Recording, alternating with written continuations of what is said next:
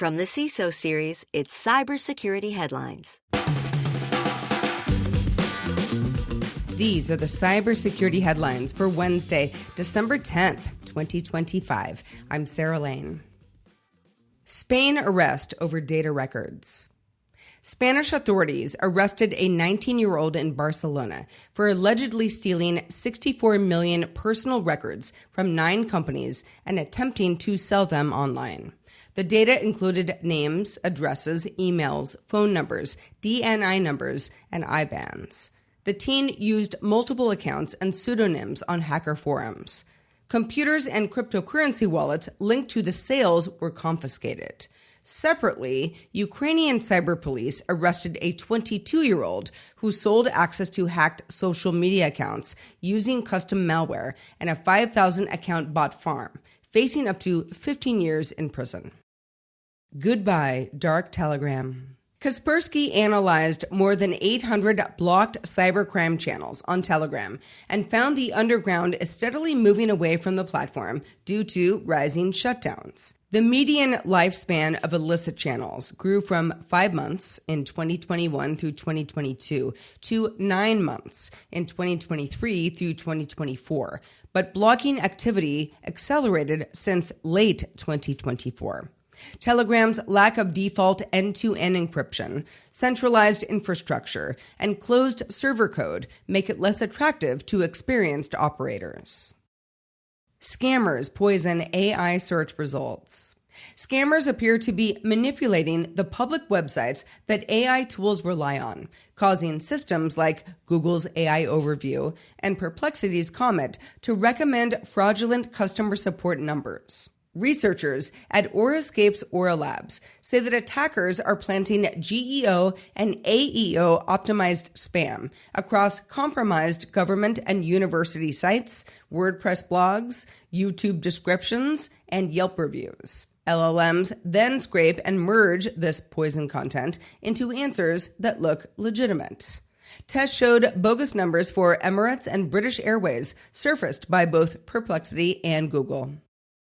React to Shell tied to North Korea. Sysdig researchers say that new React to Shell attacks are starting to resemble North Korean intrusion campaigns. The team found a compromised app dropping EtherRAT, a remote access Trojan that uses Ethereum smart contracts for command and control and installs 5 persistent mechanisms. The tooling overlaps with DPRK-linked contagious interview activity, suggesting either North Korean operators have adopted React to Shell or multiple state groups are sharing techniques. Sysdig says EtherRAT reflects a shift from opportunistic crypto mining to stealthy, long-term access with blockchain-based C2 and resilient persistence. Huge thanks to our sponsor, Adaptive Security. This episode is brought to you by Adaptive Security, the first cybersecurity company backed by OpenAI. Picture a new hire who interviews well, except they're synthetic. AI video, AI voice, AI backstory. Once they're in, they go after payroll, internal docs, and access. That is the new reality. The attack surface is trust itself.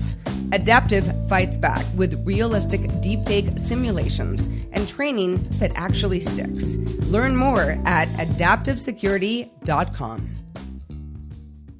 Humanoid robots go mainstream.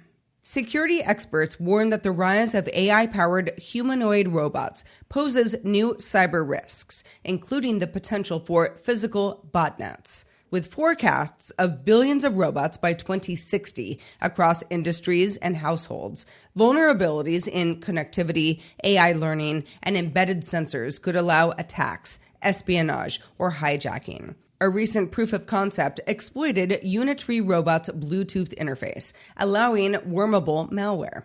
Experts predict a new sector for humanoid robot cybersecurity will emerge. Fortinet warns of bypass flaws.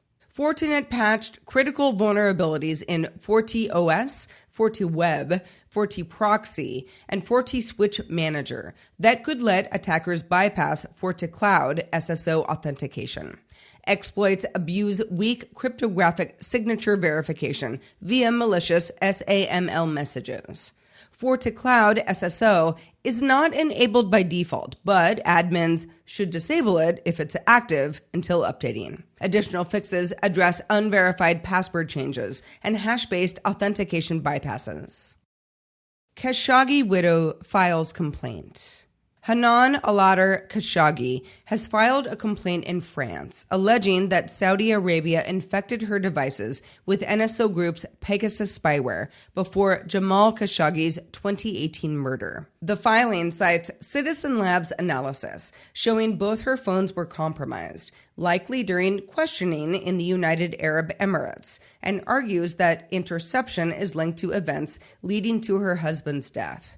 A French judge will decide whether to investigate.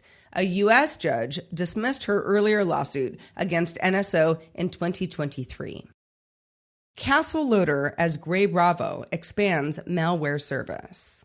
Recorded Future's Insect Group has identified 4 distinct threat clusters using the Castle Loader malware loader, highlighting Grey Bravo's expansion as a malware-as-a-service provider. Grey Bravo's toolkit includes Castle Rat and Castle Bot, which deploys DLL, EXE, and PE payloads such as Deer Stealer, Redline Stealer, and NetSupport Rat. The clusters exploit phishing, click-fix campaigns, fake software updates, and malvertising, often targeting logistics and travel sectors.